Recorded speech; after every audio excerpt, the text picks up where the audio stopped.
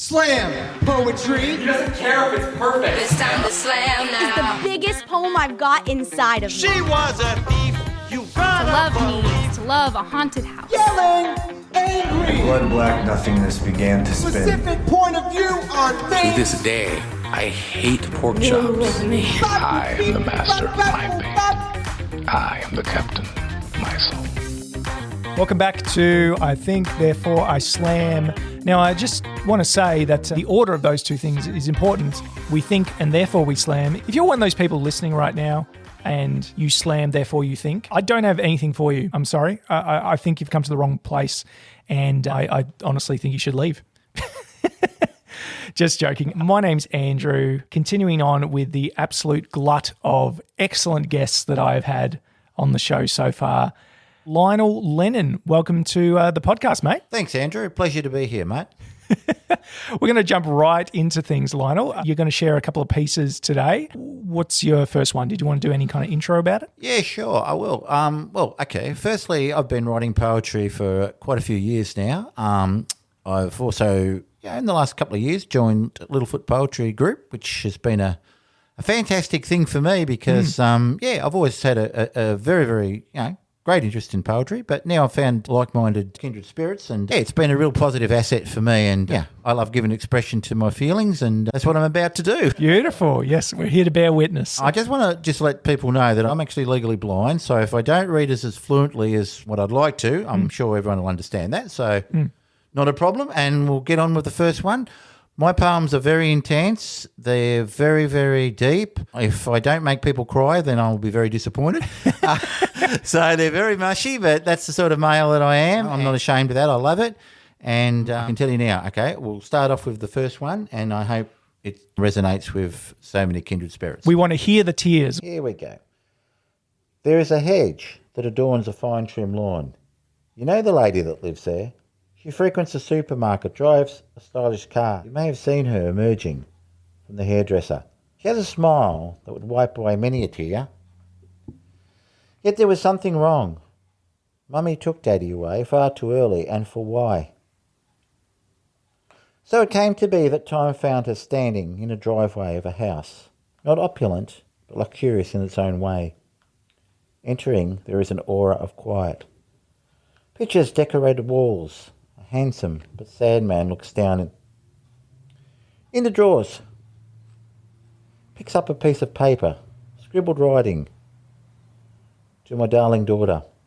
She reads, a tear is brought to her blue eyes. Following in the progress, she rediscovers the manuscript of her life she never knew, terminating in her father's death, just days passed by his own hands. There is nothing unknown now. They find her in the morning, her body stiff and cold, yet smiling. The pieces of the jigsaw puzzle are completed. She is fulfilled now. She is home with her daddy. Always your devoted poet, Lionel Lennon.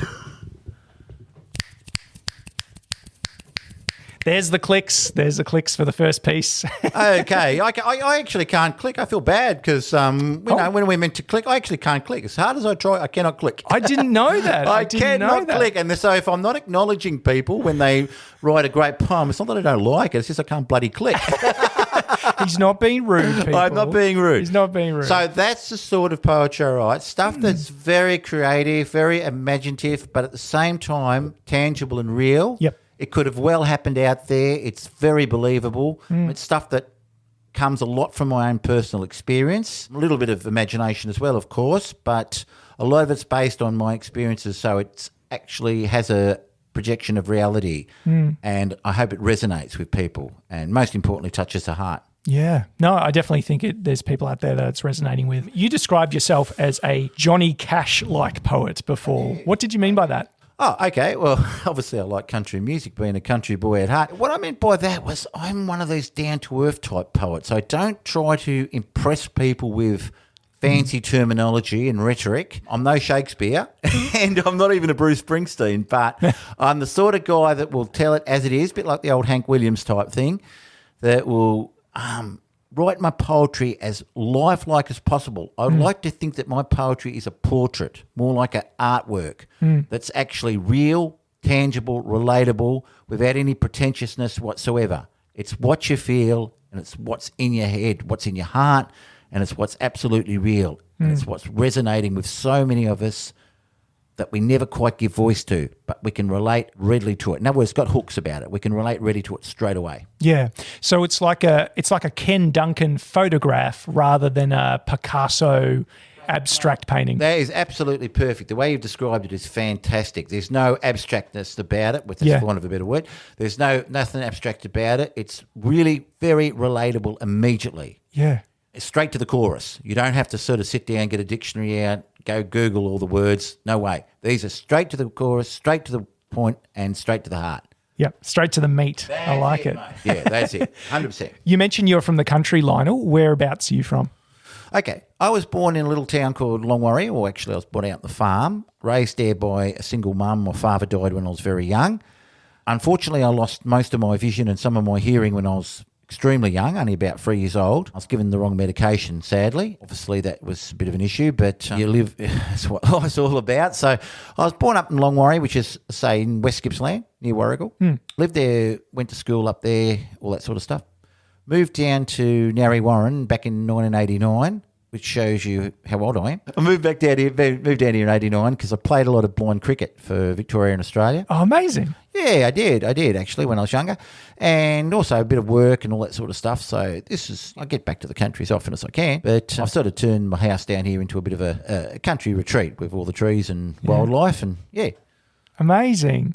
Oh, I want to hear more about the blind cricket thing. I'm a huge cricket fan. I played a lot as a junior. Don't play so much anymore, but it's definitely a great time for the men's and the women's Australian teams at the moment. It is. With blind cricket, do they play with a different type of ball? Is that normally how it works? Well, okay. So when I first started playing blind cricket, which was way back in the mid-'80s, early 80s, so I was only very young then. Did you have a mullet? No, mate. I didn't have a mullet. I was. My ambition was to get one, but never quite got there. Gotcha. I started back in the mid-'80s, and blind cricket back in those days was very much orientated for visually impaired or blind people. As the years have gone by, it's become a lot more aligned with the mainstream, very similar to the Paralympics have. Okay. So the rules have changed, and the rules now reflect the progressive nature of political correctness. So they're not as orientated to a visual impairment as what they were, because blind cricket's played internationally, and a lot of the international countries sort of virtually have it very similar to sighted cricket. But obviously there are some differences, and to answer your question, to premise it, it's sort of the ball is bowled with a bell in it, underarm, and it must bounce at least once. Okay. And double-ended. Look, other than that, it's pretty much similar to sighted cricket, but just bowled underarm. Okay, so Trevor Chappell would fit right in. When we play against the Kiwis, they always remind us, so don't worry about it. Trevor Chappell took lessons from blind cricket, actually. So you played at a national level, Lionel? I'm just learning this. Yeah, I did. I obviously played for Victoria for many, many years. We used to have carnival series every 4 years, so I played there for a long, long time, but I also played once for Australia, which was quite interesting. All the different sorts of people had different types of visual impairments. It's very hard to nail it down to one area. Like some people could see very well out the front of their eyes, whereas other people could see very well out the corner of their eyes, or different light perceptions. And I was one of the ones that had, probably poor eyesight. I wanted to just let you know that there are different categories. Like there's obviously fully partially sighted, very poor, partially sighted, and totally blind. Slightly different rules contingent with those situations, but I won't get into the whole ins and outs of it. But suffice to say that the rules tend to cater for the type of visual impairment that you actually have.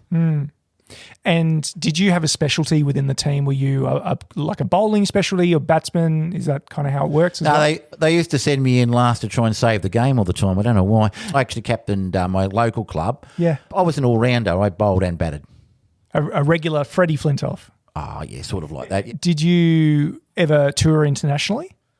No, I didn't. By that stage, I'd sort of moved away from cricket a little bit. Yeah. And obviously, one of the unfortunate things was that people who were touring interstate, or not so much interstate, internationally, sort of had to fund their own. It wasn't really covered. They had to fund their own. Yeah. And I was just in the process of paying off a mortgage. I had a young family. Stuff like that. My financial situation was more geared around domestic duties, and so because of that, I didn't really take up the offer, although, I hope I would have been good enough, but I didn't take up the offer to do that. So which is a bit disappointing. But at the moment, cricket's probably in a bit of a hiatus because COVID sort of put a bit of a negativity on it. So probably a lot of visually impaired people are moving away to sports that are a little bit more international, like the Paralympics.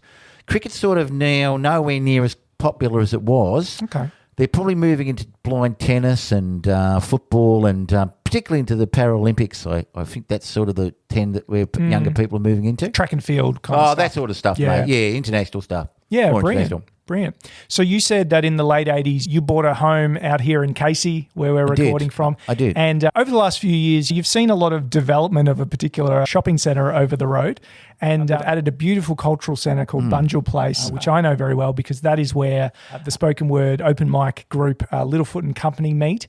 How did you find out about them and what they do?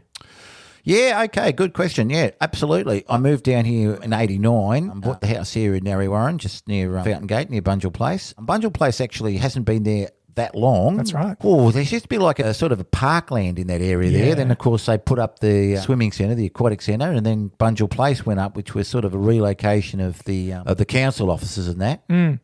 So I heard about, I was wanting a platform to give credence to my work. I've been putting up my poems and posts on Facebook for a long time, but I was sort of looking to expand. So I Googled what was available in the area. Littlefoot Poetry was the first one that came up, which I'm very pleased about, mind you. And I was sort of thinking to myself, shivers, I'm the only person that writes this sort of stuff, but I thought I'd give it a go. I went over there, and may I say that I was made to feel extremely welcome by Josh and all the crew over at Bunjil Place.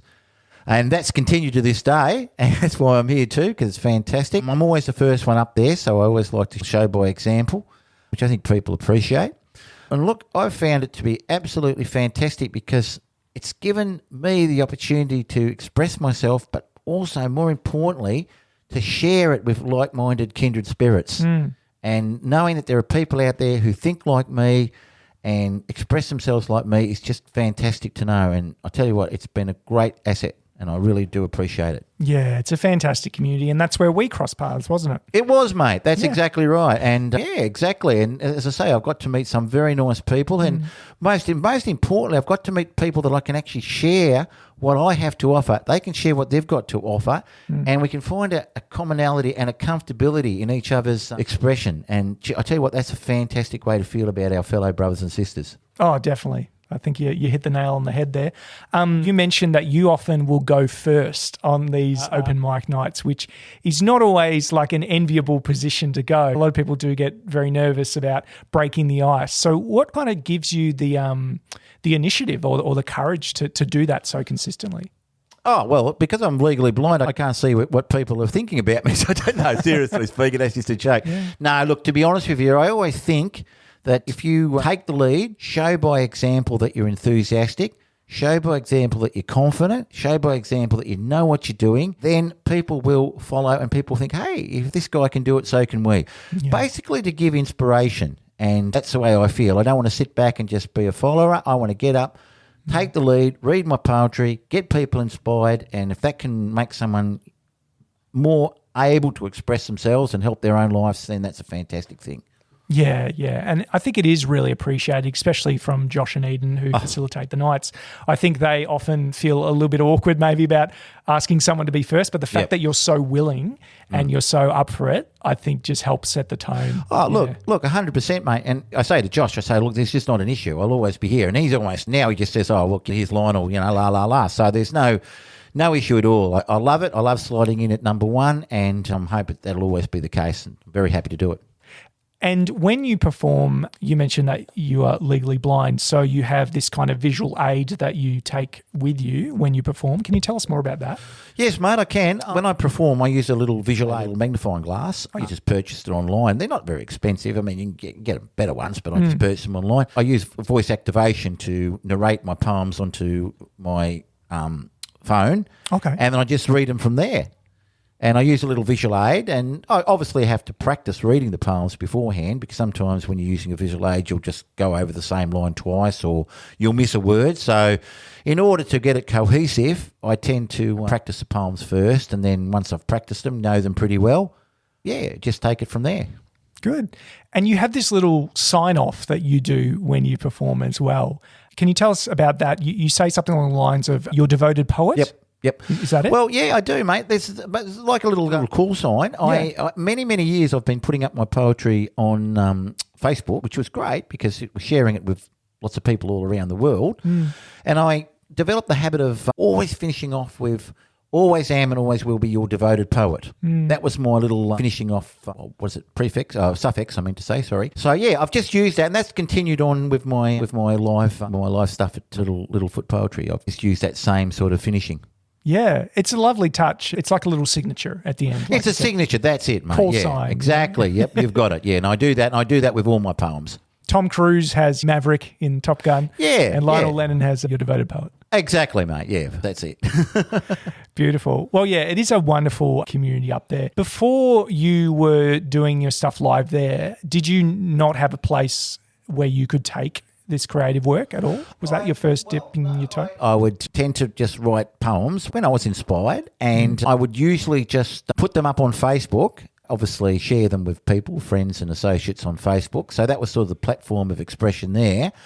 I also would sort of I would write them down as well, a little bit on Instagram, but mainly on Facebook, sharing it that way. And that was really my main platform. Then I did try a couple of gigs in Place in the City, but a little bit far to go because I'm so close to Benjil Place. And I heard about Benjil Place, as I said, and now obviously, I'd love to be sharing it every week, but we meet about once every month, and I've just got into the habit of doing that. And now obviously meeting yourself and doing this sort of work with you, and this is just a door opening, which I'm very happy to do, absolutely happy to do. And the more doors that open, the better. So I find, the first step was to getting into Littlefoot. Yeah. Now the doors are opening to do the podcast, and hopefully there'll be more doors opening. And the more doors opening, the better I like it. The more doors open, the better you like it. Very good. And you've been doing some collaborative writing with some people within the Littlefoot Company community. Is that right? Which is a compliment with Steve Atkinson, who's a very nice gentleman. Steve gave me the honour of giving me the opportunity to write a poem with him, or actually I wrote a part of it. He wrote a part of it. And so we actually did that together, which is a really nice thing to do, very much bonding. And because it was Steve's little baby, I let him read it out, but I was very, very happy to do that little cameo with him. Yeah, good. Something a little bit different. We can see poetry as such a solitary thing. But, I'm sure I've definitely seen, spoken word pieces where you've got even two people, sometimes different things. So. Well, this is just a reflection of how poetry actually galvanises and, resonates with people. So, we're like-minded spirits sharing a similar way of thinking, a similar line of thought. So, I mean, what more, not just in symbolic, than, doing a poem together? I think that's, unifying people. Yeah, bringing people together and doing that in a realistic, tangible way. Yeah, no, it makes a lot of sense. Much like some other guests that we've had on the show, namely like Jasmine Sensi, who we had a few weeks ago, you've gone the self-publishing route with some of your work. Tell us more about that. With the help of a wonderful friend and support worker of mine who's, as I say, being visually impaired, I do it with the NDIS system. But a lovely friend of mine who does a bit of the artwork. What we've actually done, I've done all the poetry. We've actually put 2 books together, physical copies of the books, that is, and also 1 ebooks. Put that up on Amazon. You went through the Amazon self-publishing, of publishing mate. On demand thing. So were you happy with the process? They would have sent you a couple of proof copies to make sure that the T's were crossed and the I's were dotted. Did it work for you? Well, okay. So, look, firstly, I'm very happy with the concept because what happens at prints on demand. Yes. And we've put together, as I say, 2 books now, 2 physical books. And obviously that's up on Amazon. We do the artwork and we do the poems. Well, I think we've got 120 poems in each book or whatever it may be. Yeah. We'll have the link in the episode. Yes, mate. And very scalable. You don't need a lot of capital raised to kind of start on it. It gets printed on demand. This is the good thing about it, Andrew, because not being overly financial at the moment, it makes it a lot easier for me, even though obviously, you're not getting a lot of money from it yourself, but you're not having to put out money up front or capital, put your capital into it or leverage into it, or, you're pretty much getting it printed on demand, and so therefore there's no real expense for you at the start. Yeah, And super handy. But it hasn't taken off as well as I would like. Okay. But having said that, the more I promote it, the more I keep pushing, the more people hear about it. Obviously, that gives it a better opportunity for exposure, and therefore, hopefully, things will just push along a little bit. Yeah, and you've got people listening to you now, mate, so it's very exciting. So they're both part of a series called Inside the Mind of a Passionate Poet, and your first book, you told me, was called Stairway to My Soul, and the second one was called Window to My Heart. Can you tell me where you kind of got those titles from? I just felt that, like, I was the sort of poet, like on the blurb, and I was the sort of, I said, and I was the sort of poet that really expressed myself. I wasn't pretentious. I didn't leave any stone unturned because my poetry is very raw. It's very expressive. It comes a lot from my real life. It's very relatable and very understandable, I suppose, is the best word I could describe it. So I wanted to use terms that really exemplified the type of poetry that I was writing. And I thought, if I put stairway to my soul, window to my heart, that's telling everybody the type of poems I'm writing, the type of person I am, and the type of audience that I'm trying to connect with. It's doing it in a very, very premise, concise way, and it's leaving no ambiguity, so people will know exactly what they're going to be getting in for. So the story is all there kind of on the surface. You're not going into like a bunch of, like we said, abstract metaphor. No, or anything like that. not at all. As you can probably see from my first work that I just recited a little while ago, it's very, very raw. It's very, very passionate. It's nostalgic. It's very, very real life. And I wanted the names and titles of my book to reflect the content that people were hopefully about to read and relate to. Yeah. Do you think growing up and being from country Victoria has brought a certain kind of flavour and feel to your work? Oh, look, yeah. It probably has, because I grew up sort of liking pretty straightforward mainstream country rock. There wasn't too much pretentiousness as it went on there. I grew up in that sort of environment. Plus also, too, I grew up in we were very poor family. My father died when I was young, but we always appreciated nature. I lived surrounded by trees and vegetation and things that were really beautiful. I was surrounded by all that sort of stuff, so the ambience and the tranquility of it inspired me to resonate with that, the more feminine side, or the more, softer side of me, and that's how I sort of started with my thinking. Yeah.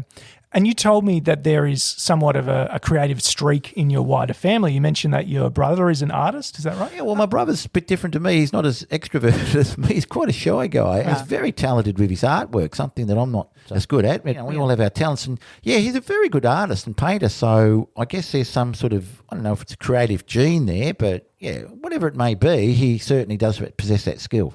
Yeah, good. The other reason, Lionel, I appreciate you coming on as well is just to show the audience at home that, spoken word and sharing poetry, it's not just for a certain demographic. I know we've had a lot of Gen Y and us millennials on here as well, but it's intergenerational, and you've got new expressions kind of speaking to old expressions, and old expressions coming to speaking new expressions. Look, absolutely. It's universal, and poetry is universal. It can be written by someone who's 15 years of age, and they can just be talking about their adolescence wexperience. It could be written by someone who is much older, and they're talking about their life from a different perspective. Yeah, it could be a 15-year-old who goes on to win the national championship. Yeah, that's right. And that doesn't matter. And the most important thing is that everyone's got a story to tell. Everyone's got something that they want to let out. And poetry allows you not only to let that out, but it also allows you to feel vindicated and to feel like you're part of a community, because you know that it doesn't matter whether your poetry is a little bit different to someone else's.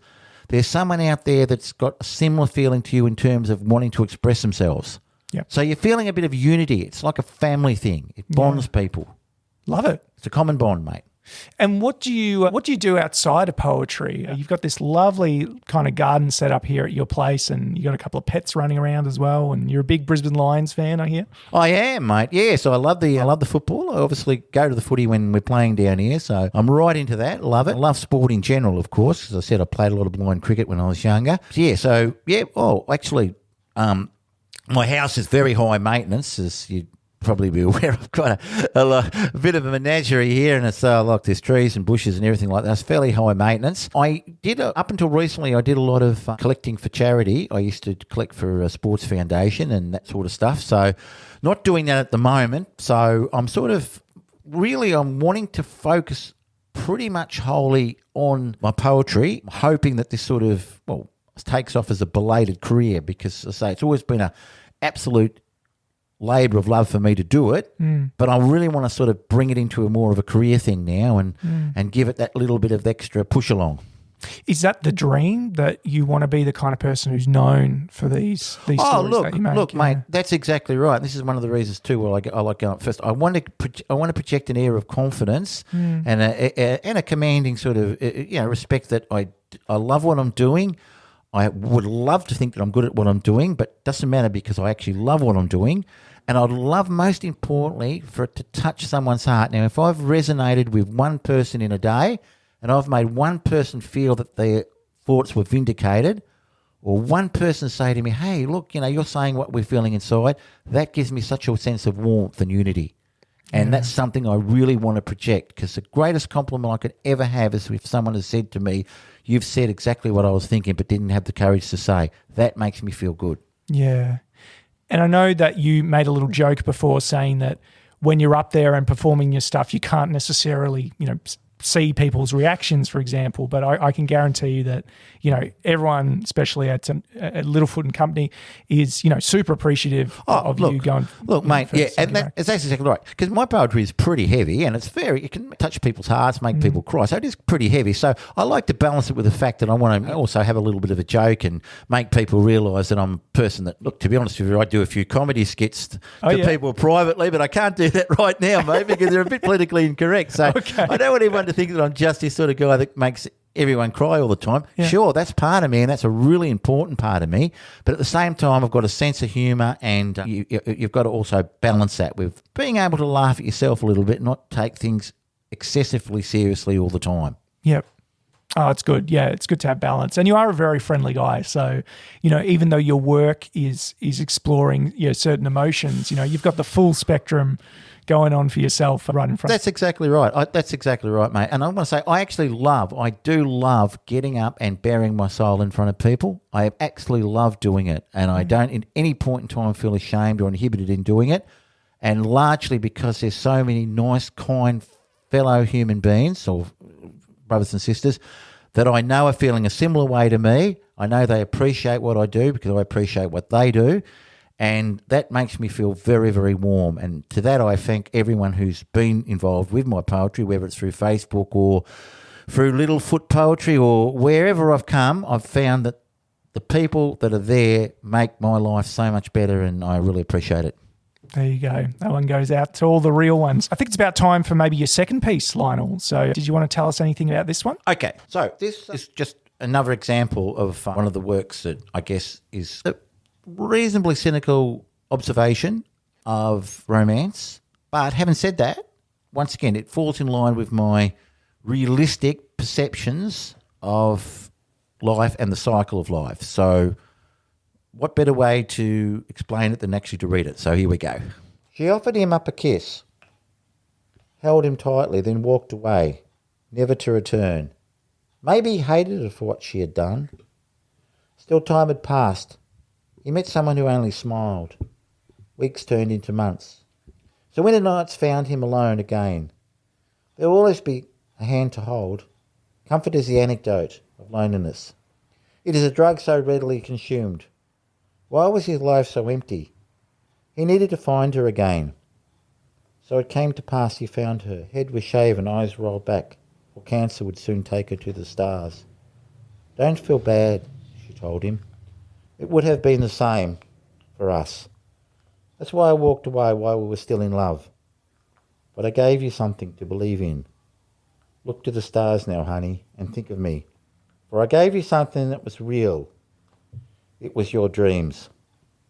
Once again, always am and always will be your devoted poet. So, yeah, just another example of, I guess, a poem that's quite raw and hopefully touching. Yeah, absolutely. Absolutely. And grief in there amongst the romance, I suppose. I think I've been told, and I believe it to be true, that a lot of my poems have a lot of overtones of not just nostalgia, but grief and loss. Yeah.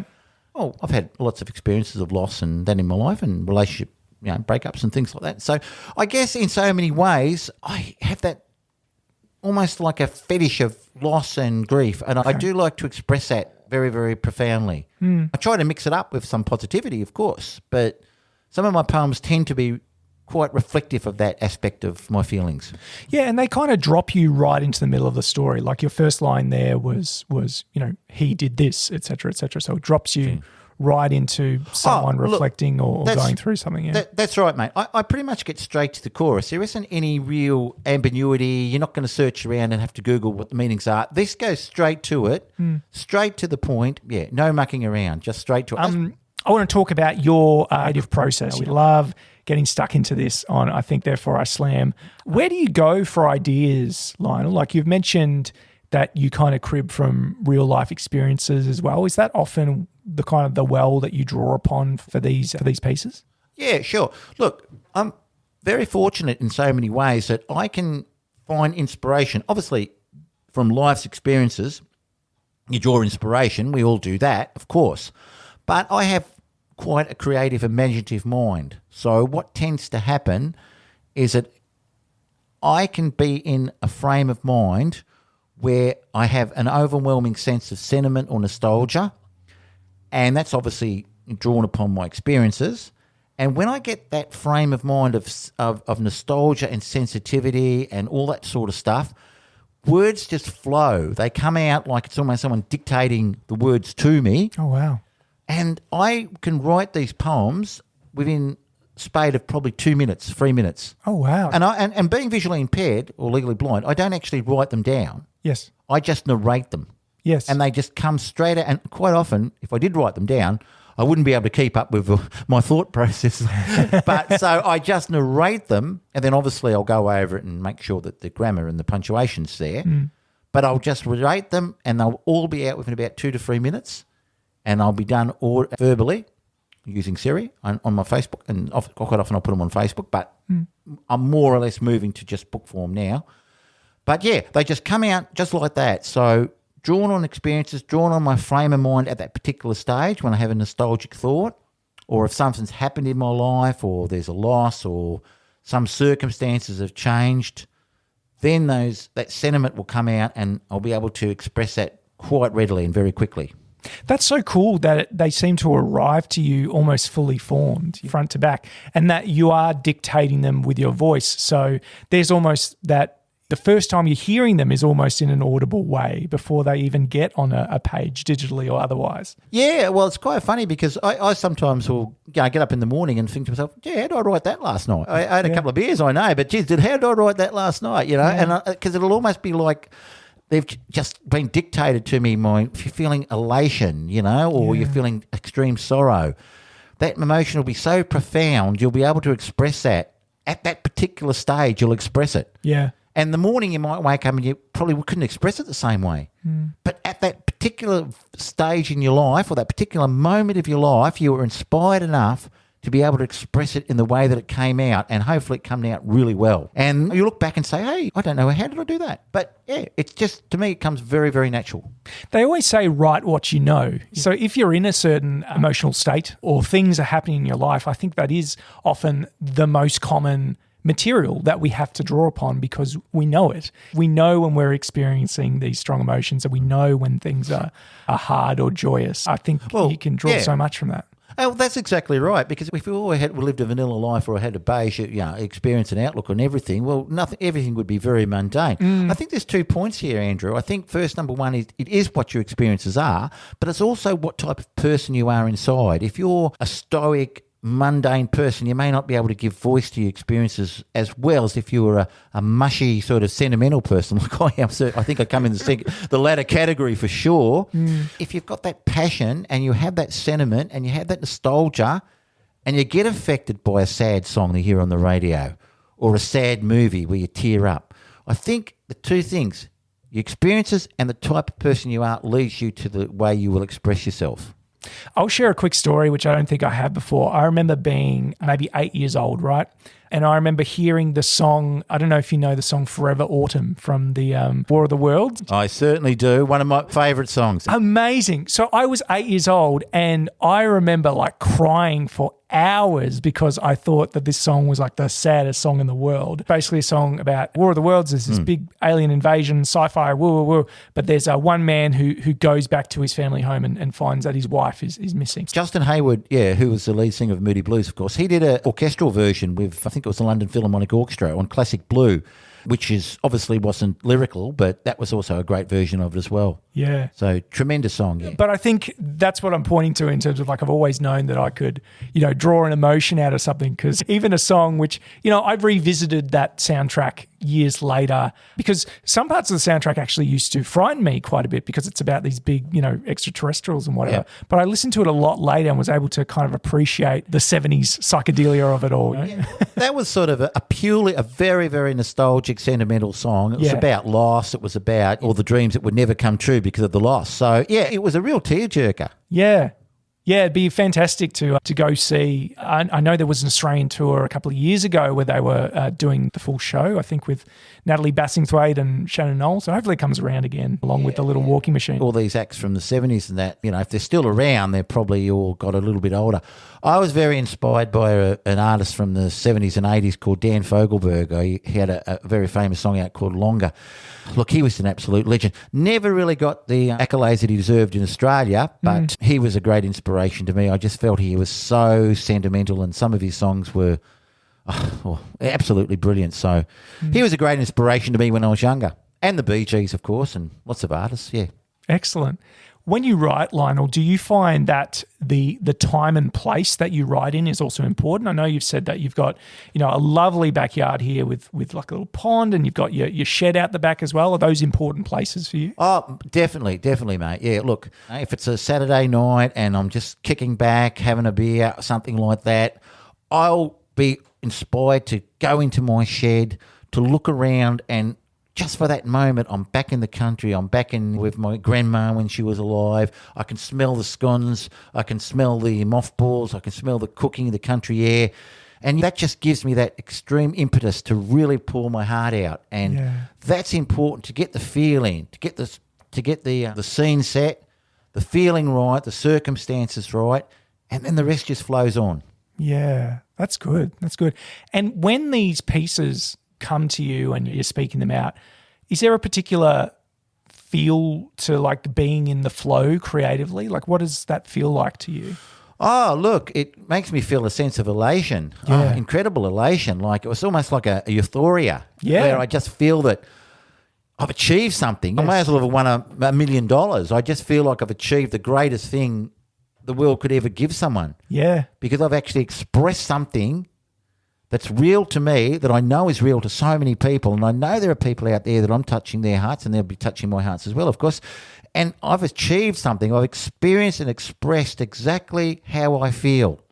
And I've portrayed that in a way that will resonate and radiate with others. And that's a great feeling of euphoria. Yeah. And I just think it's amazing that when it comes to creativity, nothing's there. Like there's a void. And then suddenly, a few minutes later, there is something there. And I think we're trying to find some kind of language for that on this show. And the scientific community is trying to find language for that. We're all trying to find the right language for what that is. But it never fails to amaze me. And how good it feels to, like I said to you before, to kind of push something, something in the world and for it to change and for it to push back. That's a very good point you raised because you're so right. We could be walking along the road and nothing's there. And all of a sudden we look up and we see a tree. And that tree may suddenly remind you of someone that you knew, someone that you loved. You sat under a tree like that. Suddenly that tree becomes such an inspiration to you. It's not just a tree anymore. It's not a tree anymore. It becomes inspirational to you. That tree takes on a new connotation. Suddenly you're inspired and you're invigorised with a strong desire to express exactly how you felt. You can be taken back. A song can do it. Yeah. You can be taken back to a moment in your life that meant so much to you that you may have almost was laying dormant in your mind, and all of a sudden words will give vent to that feeling. and that feeling will jump into life and become real. Yeah. And that feeling will be shared with others. And those other people will relate to it. Yeah. That's wonderful, isn't it? I think it's so interesting how what we're talking about here, Lionel, is really the senses, the 5 senses, and how they're all kind of connected. You know, people talk about smell as being, you know, really strong for unlocking memory, as well as music. I'm sure we've all seen those videos of, you know, people in nursing homes and they hear the records that were popular when they were young and their whole countenance, you know, transforms as if they've just, you know, as if they're 30 years younger, that kind of thing. Well, that's right. Music, like we're saying, Andrew, music will take you to all the places, but most importantly, it'll take you to the place where you want to be. Yeah. And you can be sitting in your backyard and you can hear a song and that'll take you back to a place that you may have almost put out of your mind, but you'll go back to that place, whether it's your place of your youth, whether it's a previous relationship situation or a previous life that you had or whatever it may be, but you'll be taken back to that. And music is the best platform to do that, of course, but movies could do that. Yeah. As I said to you before, it could be something that's just walking past a beautiful lake or a nice garden, and it will take you back to a place where you want to be, and that place will become real to you. Yeah, no, so well put. Like I said, I'm just in awe of what happens in the creative act in terms of the soup of ideas and sensory inputs and experiences getting remixed while we sleep and then coming out in all these different ways, you know? Well, you see, Andrew, I mean, everyone, okay, not everybody is going to have, and I do believe it is a gift to a large degree. And I'm not trying to discourage someone who doesn't think that they're good at poetry not to do poetry. Everyone should have a go at it, no problem at all. Do you think everyone is creative? Well, mate, it's like probably not because I mean we can't all be star rock singers or sportsmen and that. I do think there is a talent and a gift, but once again, that's not to deter anyone from having a go because no one's better or less. You never judge anyone by yourself by anyone else because it's all relative to you. It's how you feel. It's what rung of the ladder you're at and what platform you're on, okay? But I do think that some people obviously are more so-called gifted at certain things, and poetry is one of them, than others, and maybe are able to create that environment that will allow them to express themselves a little bit more diligently than maybe other people would. Yeah. And how lucky are we that, you know, we have this local group where we've been able to workshop stuff. Like, I'm so grateful for being invited along to my first, you know, Littlefoot and Company night and just being like, hey, I really like this. I want to give this a go. I've been writing in kind of different respects most of my life. I just think this community can be so invitational. Yeah. Oh, look, most definitely, because once again, unity is something that we all crave, recognition and unity. And loneliness is a catalyst of depression. And when we feel that we're not vindicated or validated with our feelings, of course, we feel alienated. A place like Littlefoot Poetry, like you're saying, Andrew, is the perfect platform to be able to give people like ourselves an opportunity not just to vent our own feelings, but to share with our kindred brothers and sisters or sisters and brothers and feel a sense of unity and a sense of belonging that we're actually a part of a beautiful family. And that's what Littlefoot Poetry enables us to do, which, once again, I'm sincerely grateful to the organisers.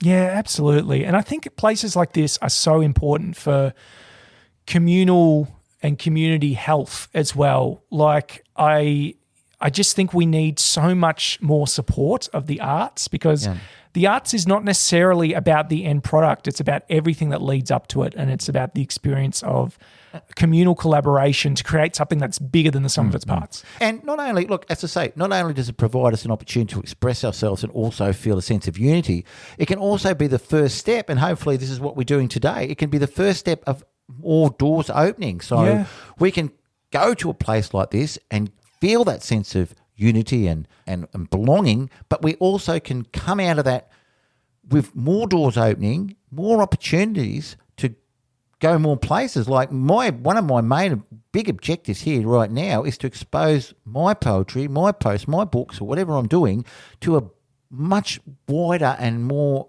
diverse sense of the population. That's what I want to do. I want to really get it out there. Yeah, love it, Lionel. And we said that it's a very welcoming space in terms of for first timers. So if anyone wants to find out more about Littlefoot Company, we'll have some more stuff in the episode description. Let's look forward now, Lionel. What's next for you? You've told me that you're working on a third collection. Is that right? It is, mate. Well, actually, at this stage, as I say, I've got 2 books out at the moment through Amazon. We've talked about them. I've also got one on ebooks, but I'm more or less concentrating on the 2 physical books that are there on demand on print. There is another book that I'm in the process of doing at the moment. That'll be a 3rd volume. But what I'm planning to do is also save enough money to actually print my book actually myself, or get it printed through a printing company. Oh, amazing. But that's what I'm planning to do. But that means that I have to outlay money myself, which I'm not really in a position to do at the moment. So I'm not trying to distract anyone from buying the book. I want people to buy the book on Amazon, absolutely. Yeah. And it's very easy to purchase. It's just one click and off you go. It's very simple. Yep. So I'm really encouraging and pushing that. But to answer your question, Andrew, that down the track I probably would be producing physical copies myself, getting it printed, and then hopefully bring them to my gigs or wherever I go and sell them there and then on the spot, just like people sell music in a market. But at this stage, before I do that, which is what I'm doing now, my books are there definitely at the moment on Amazon and very, very, very easily accessible. Yeah, beautiful. Look, I'll say it every episode if I need to. I would really encourage people listening at home to support local artists in the same way that we support our favourite mainstream artists. Do you know what I mean? Yeah. And that's so, sorry, Andrew, that's so well said, because it means when someone takes the time to come out and purchase some product that you've created, it makes that person, if they only know how much it means to the person that they've bought it from, it really makes their day.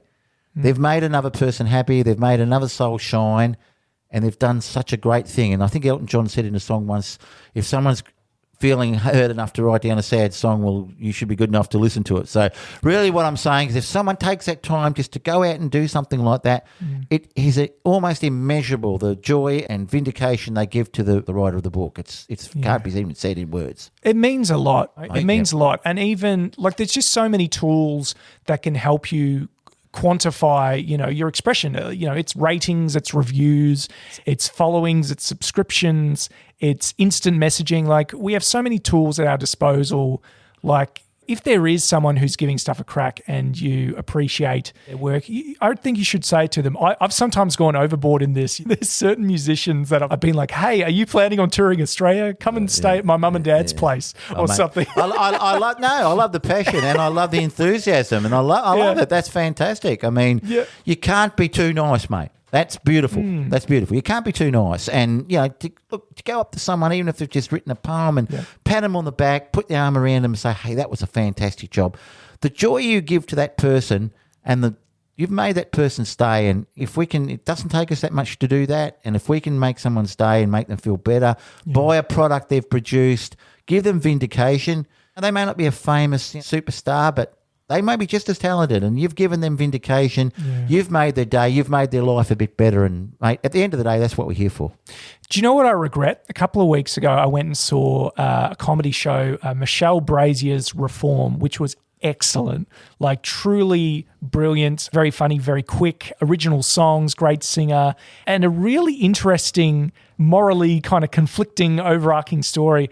And, she said that she was hanging out in the atrium afterwards and you could come say hi. And I didn't. And I really wish I did. I really wish that I said that I enjoyed the show and that, I was refreshed by her lookout on life and people. And I didn't do it. And I really regret that. Well, mate, one thing you can't do in life is you can't change history. So you've done that now, but you can learn from that and you can say, okay, well, the next time I'm going to be inspired to do that. Yeah, because and I know you will be now. Yeah, I know how much that means when that, happens to me and it's sincere and whatever. I mean, that happened, the other night at an event and it does mean a lot. So I'd encourage everyone listening, get your stuff out there and let's really support each other and make sure that. Look, exactly. Because that's right. Because, when what goes around will come around and, if you give love and energy and positive energy out to others, I'm sure that'll be, come back to you and, someone will buy your book or someone will listen to your song or someone will give you an accolade and the world will be a better place and that's what we're here for, mate.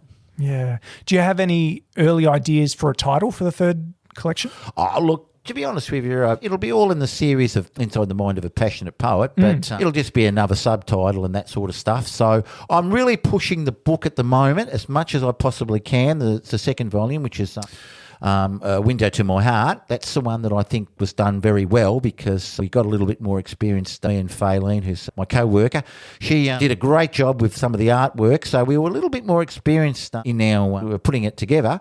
So I'm really pushing that one. So we'll get that one out of the way first, and then hopefully we'll move on to another one. Beautiful. Yep. Big plans in the works.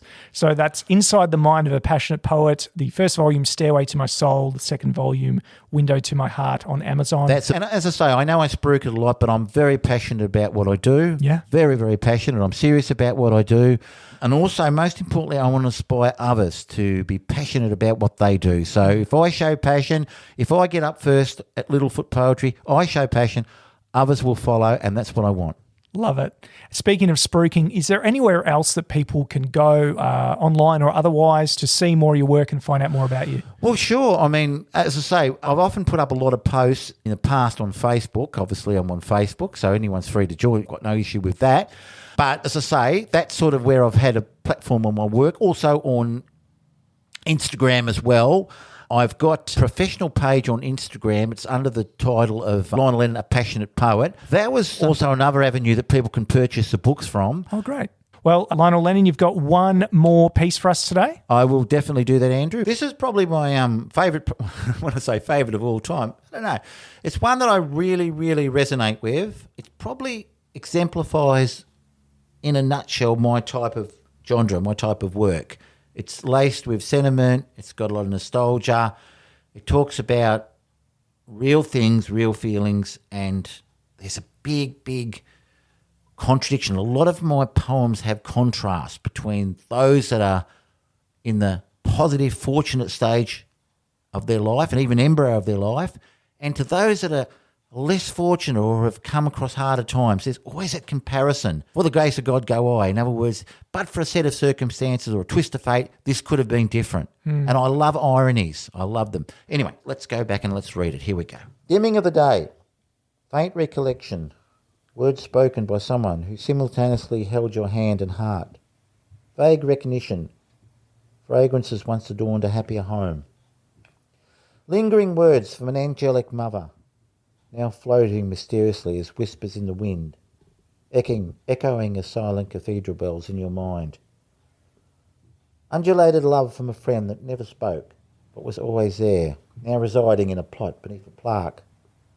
Child's joyful tears long dried up, friends that once spoke, strangers that now just stare. For every time your heart sank, your love survived. You knew true beauty because you were true beauty. So it came to pass in time's future, another lay their head upon your shoulder. You looked into their eyes, you gave back to them all you had been desiring for so long. Your heart may have been scarred, but your soul had survived. Always am and always will be your devoted, passionate poet, Lionel Lennon. Thank you. Just before we finish up, mate, there's one particular question which is kind of part of our routine on the show, which I've forgotten to ask you, so I'll pitch it to you now just quickly.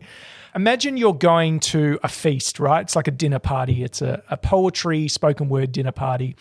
And everyone is kind of trying to bring their best work. We think of it as someone like trying to bring the turkey to the dinner, right? The main course. But if everyone brings like the same thing with the same energy, everyone's going to be too full of turkey and they're going to be sick of it. So if you could describe your work as like a dish, a piece of food that you would bring to a dinner party, what do you think it would be? A piece of... That's a very good question, Andrew. Firstly, I do agree with what you're saying. Diversity is something that is fantastic because if we all sang exactly the same song and had exactly the same style, sure, it would become overkill. It'd be like listening to the same genre of music over and over again. So, yeah, we've got to have diversity. That's true. I'm finding it hard to answer that question. What would it be? It would be something that was very, very no frills. It certainly wouldn't be caviar, that's for sure.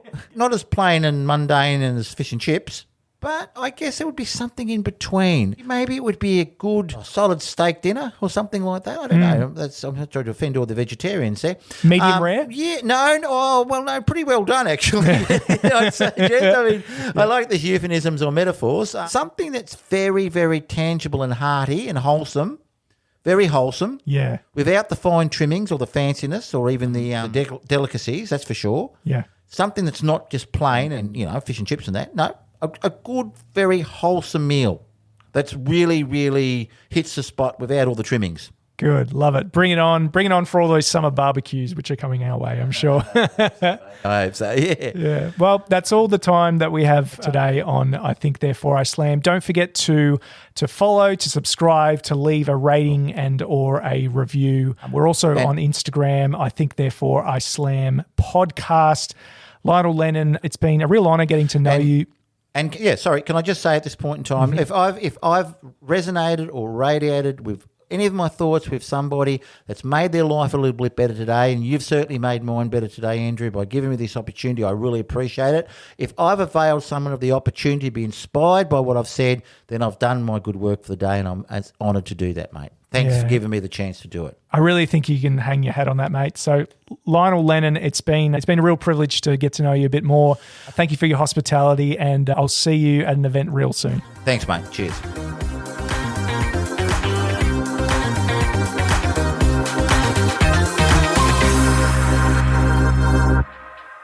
Weetabix hands, what's that all about?